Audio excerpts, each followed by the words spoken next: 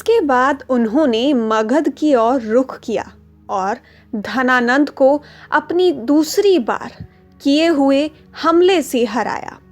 उस हमले के बाद धनानंद को नहीं मारा गया, बल्कि उसे राजधानी छोड़कर जाने की अनुमति दे दी।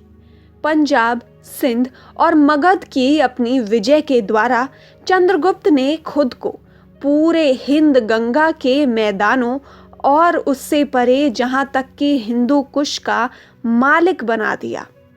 चंद्रगुप्त की विजय केवल भारत के प्राकृतिक सीमाओं तक ही सीमित नहीं थी।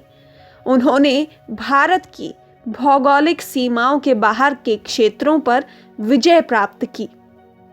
सेल्यूकस निकेटर सिकंदर के जनरलों में से एक अपने गुरु की मृत्यु के बाद पश्चिमी एशिया का मालिक बन गया। सीरिया से अफगानिस्तान तक अपने साम्राज्य का पुनर्गठन करने के बाद वह 305 ईसा पूर्व में भारतीय भागों को फिर से जोड़ने के लिए आगे बढ़ा। शास्त्रीय लेखक चंद्रगुप्त और सेल्यूकस निकेटर के बीच संघर्ष का कोई विवरण नहीं देते हैं। वे बस चंद्रगुप्त और सेल्यूकस के बीच संपन्न हुई संधि की शर्तों का उल्लेख करते हैं। इस एक युद्ध में चंद्रगुप्त ने सेल्यूकस को बहुत बुरी तरह पराजित किया और उसने परोपनिषदयी अर्चोसिया और आर्या को उनकी अपनी राजधानी यानी काबुल, कंधार और हेरात के साथ सौंप दिया। ऐसा माना जाता है कि विजयी राजा चंद्रगुप्त ने सेल्यूकस की बेटी से विवाह कर लिया था और चंद्रगुप्त ने इस अवसर पर सेल्यूकस को 5000 हाथी उपहार के रूप में दिए थे। दोस्ती की निशानी के रूप में सेल्यूकस ने अपने राजदूत मेगस्थनीज को चंद्रगुप्त के पास भेजा। मेगस्थनीज ने पाटलिपुत्र में रहते हुए भारत के बारे में कई बातों का विवरण करते हुए अपनी प्रसिद्ध किताब इंडिका लिखी। चंद्रगुप्त ने फारस की सीमाओं तक भारत की सीमाओं से परे अपने साम्राज्य का विस्तार किया। पश्चिमी और दक्षिणी भारत की विजय से चंद्रगुप्त ने अपने साम्राज्य को और आगे बढ़ाया। चंद्रगुप्त ने पश्चिमी भारत में सौराष्ट्र और काठियावाड़ पर विजय प्राप्त की। यह तथ्य रुद्रदमन के गिरनार शिलालेख से साबित हुआ है। चंद्रगुप्त ने पड़ोसी प्रांत अवंती को भी प्राप्त कर लिया और उसकी राजधानी उज्जैन भी मौर्य साम्राज्य का हिस्सा बन गई।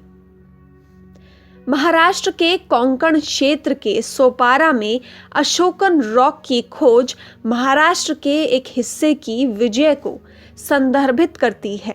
इस प्रकार पश्चिमी भारत में चंद्रगुप्त ने महाराष्ट्र के सौराष्ट्र, अवंती और कोंकण पर विजय प्राप्त की।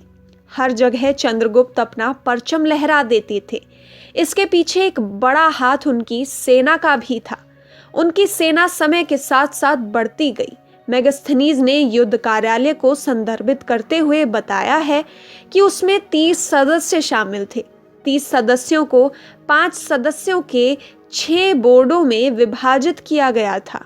पहला बोर्ड नौसेना का प्रभारी था, दूसरा बोर्ड परिवहन, कमिश्री और सेना सेवा का प्रभारी था, तीसरा बोर्ड पैदल सेना का प्रभारी था और चौथा बोर्ड घुड़सवार सेना के साथ निपटता था।